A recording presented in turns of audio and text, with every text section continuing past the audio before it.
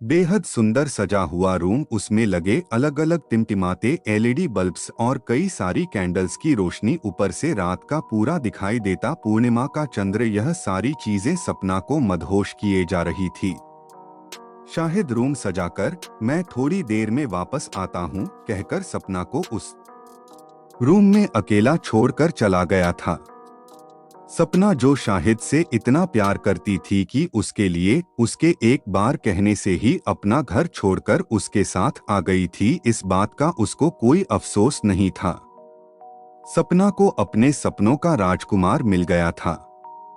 इन दोनों ने भागकर शादी कर ली थी और आज उनके मिलन की रात थी। सपना बड़ी बेसब्री से प्रेमी का इंतजार कर रही थी। डोरबेल सुनते ही सपना के अरमान जैसे जाग उठे। उसने सोचा आखिरकार मिलन की वह घड़ी आ गई जिसका उसे कब से इंतजार था। दौड़कर सपना ने दरवाजा खोला और जो सामने उसने देखा उससे उसके सारे अरमान धरे के धरे रह गए। दरवाजे पर शाहिद खड़ा था लेकिन अकेला नहीं। वह अपने साथ 8 लोगों को लेकर आया था। वह सभी आदमी थे उसी की उम्र के।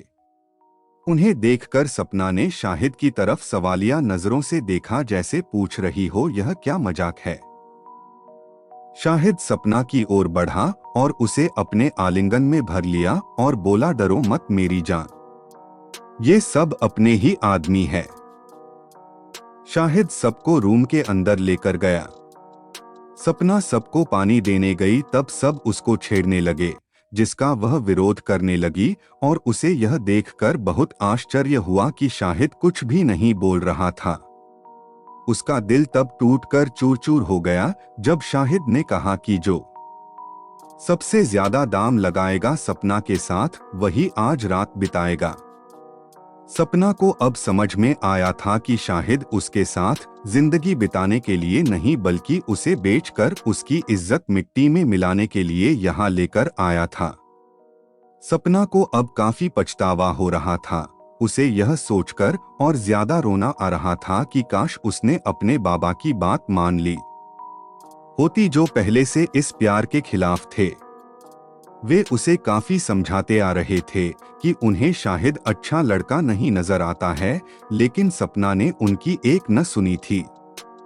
शाहिद के पैसों की बात पर उसके साथ आए लोगों ने बंदूक निकालकर उसी पर निशाना लगा दिया और बोले, पैसे तो नहीं, लेकिन सपना के बदले तुझे मौत जरूर देंगे। शाहिद ऊपर से नीचे तक कांप गया था और वहीं पर पत्थर की मूरत बेन खड़ा रहा। सभी लोग सपना की ओर बढ़े उसका दामन दागदार करने के लिए।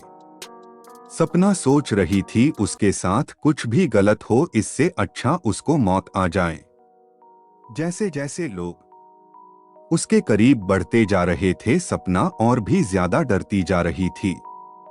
जब उन लोगों में से एक ने उसकी साड़ी को छुआ ही था कि दरवाजे पर पुलिस की एक टीम ने दस्तक दी, जिनके साथ सपना के पिता भी थे, जो सपना को तलाशते हुए उसके ठिकाने तक पहुंच गए थे। अपने पिता को देखकर सपना को जैसे नया जन्म मिल गया। वो तेजी से दौड़ी और अपने पिता के गले लग गई।